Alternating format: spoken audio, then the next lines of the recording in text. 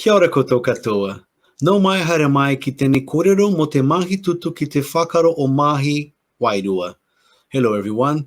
Welcome to this conversation about extremism in the view of Spiritism. My name is Mani. I'm Brazilian by birth, but also a Kiwi or a New Zealander. I became a New Zealander over 26 years ago. I was born in a Spiritist home, and I have been more dedicated to the study and the dissemination of Spiritism here in Aotearoa, New Zealand, for the last 16 years. Today, I'm going to be presenting this talk about extremism and how Spiritist principles can be helpful to understand it and also to address it.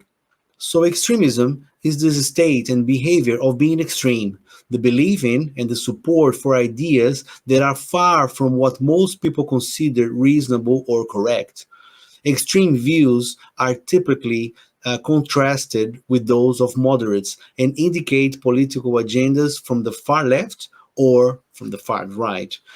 This behavior and attitude go directly against the slogan of the First World Spiritist Month, which is "What unites us is much greater than what divides us," which is based on the message transmitted by Spiritism, following Jesus' teachings and examples of true charity by developing benevolence toward everyone, indulgence toward the imperfection of others, and forgiveness for offenses, because we are all brothers and sisters in God's eyes. But because we are still far away from this level of morality and we are living on a planet according to our moral evolution, we just need to turn on the news, connect to the internet, and to enter any social media forum or exchange messages on WhatsApp and Twitter.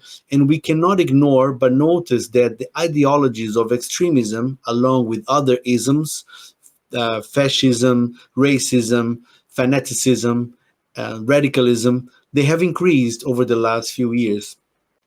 The term extremism has been loosely used pejoratively by opposing groups, but is also used in academic and journalistic groups in a purely descriptive and non-condemning sense.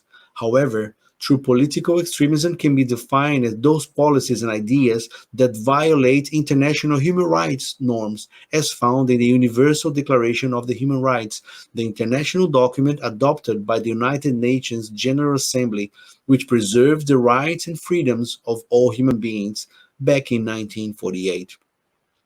This extremely important document is a landmark towards the fulfillment of the divine laws, as explained on part 3 of the Spirit's book: the law of progress, the law of freedom, law of equality, the law of society, law of justice, love, and charity, amongst many others.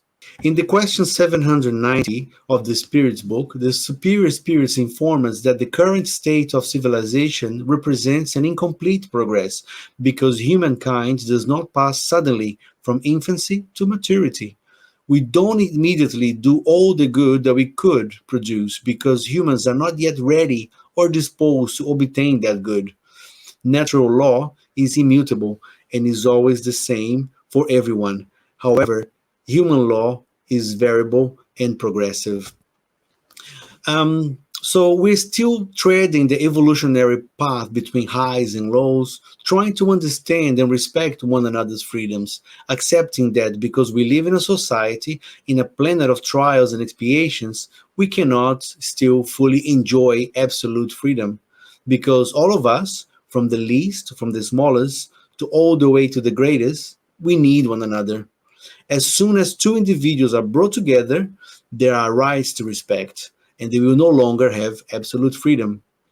Nevertheless, in the history of our civilization, we can find countless examples of agendas and policies that were put into place to guarantee control and power, restraining people's rights and freedoms, and very often with the agreements between reigning political structure and the religious institutions.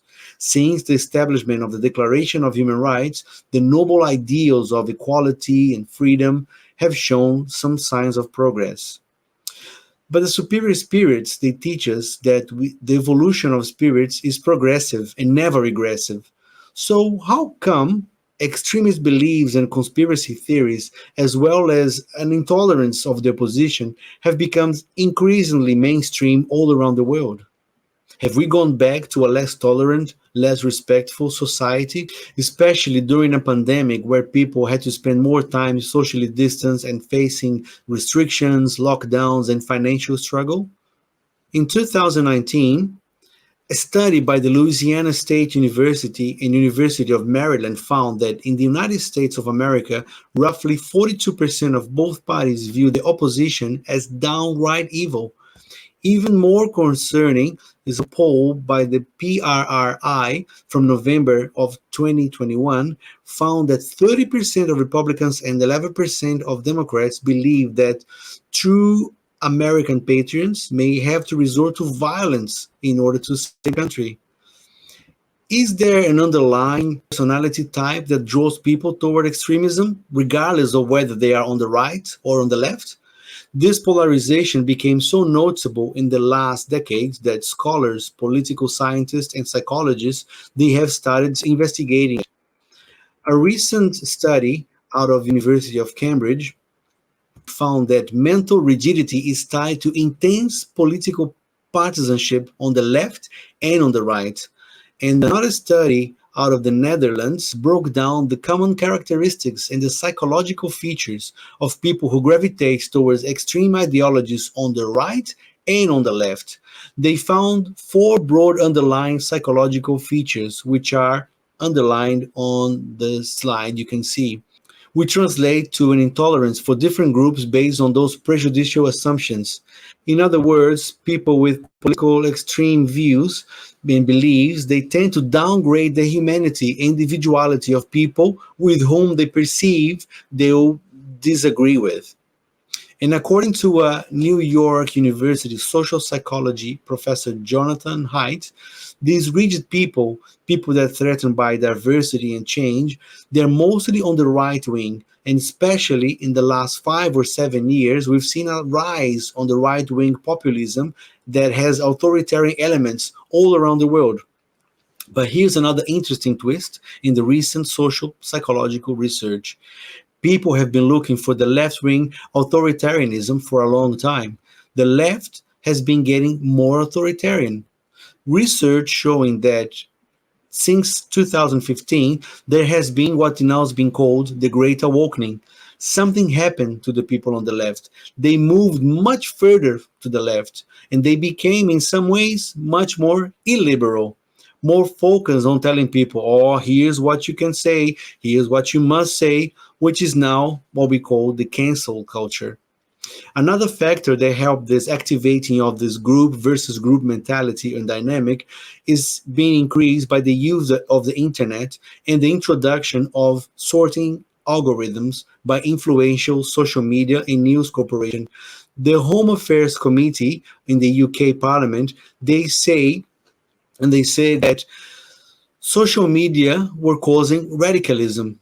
So how can such a strong and powerful word be associated with something that we use every day?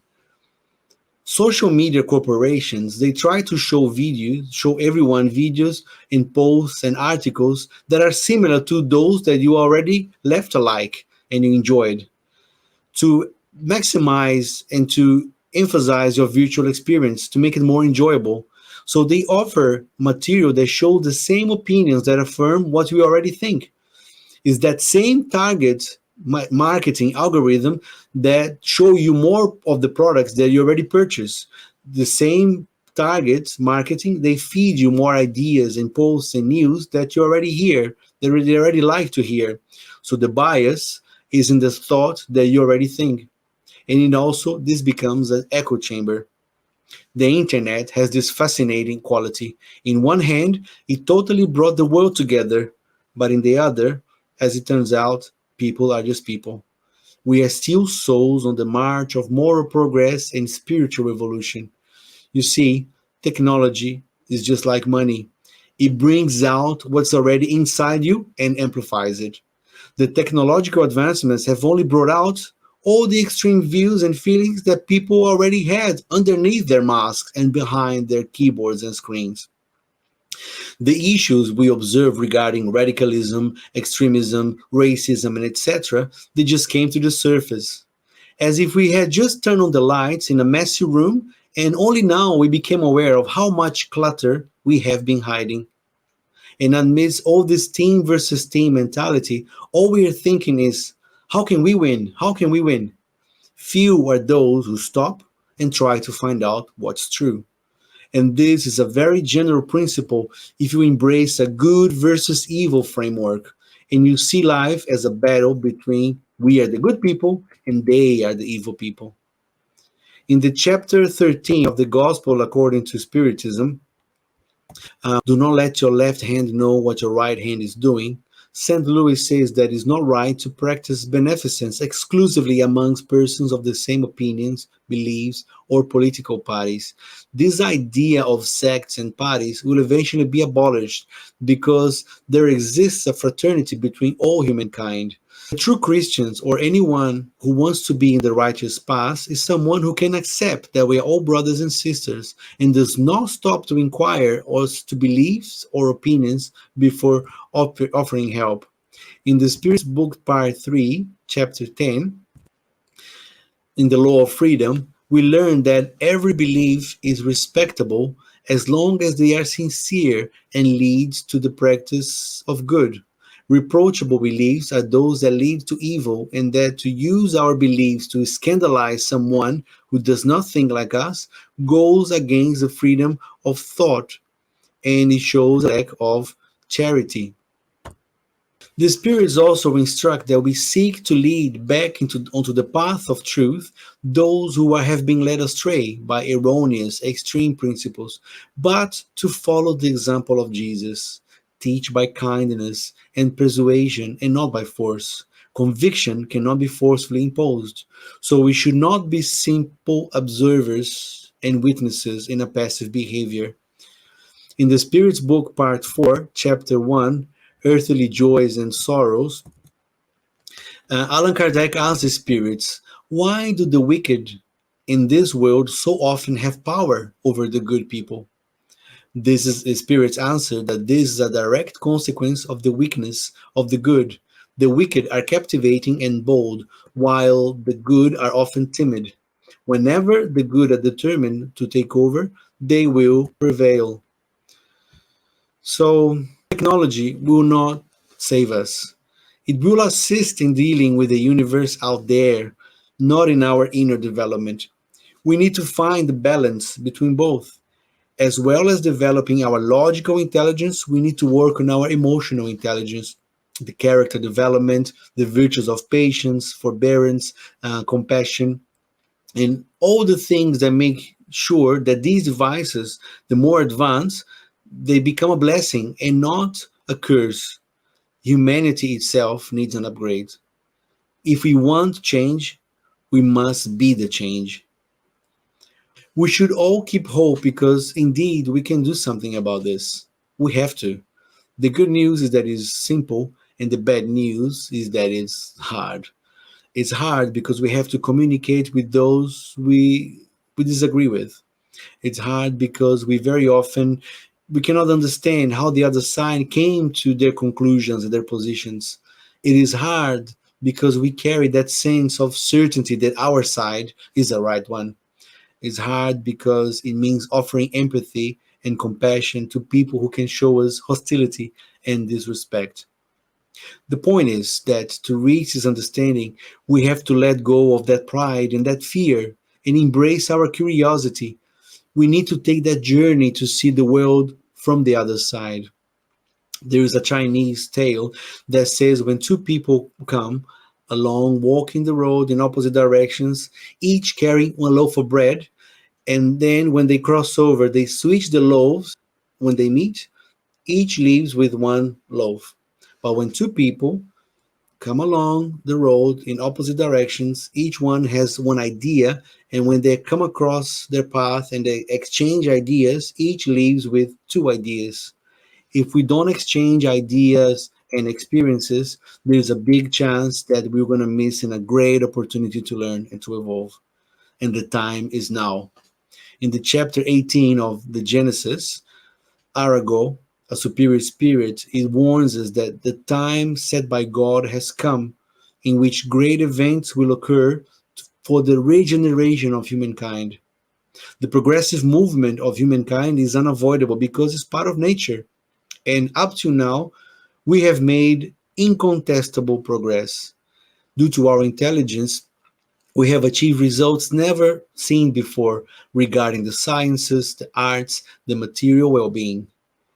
We have not yet made charity, fraternity, and solidarity reign amongst us in order to assure our moral well-being.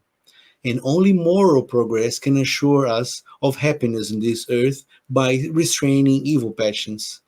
It alone can bring harmony, peace, and fraternity and make them reign in here on earth. Moral progress will break down the barriers that separate us.